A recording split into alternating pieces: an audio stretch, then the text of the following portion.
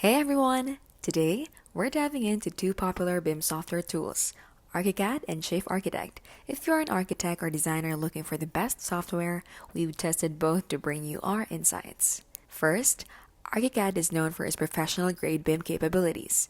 It's excellent for large projects, complex designs, and collaborative work. On the other hand, Chief Architect focuses on residential design.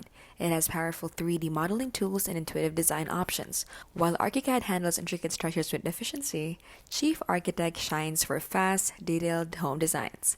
When it comes to pricing, ArchiCAD is on the higher end, reflecting its professional-grade features. Chief Architect is more accessible, making it ideal for smaller firms or individual designers. Both have a learning curve, but ArchiCAD might take a bit longer to master.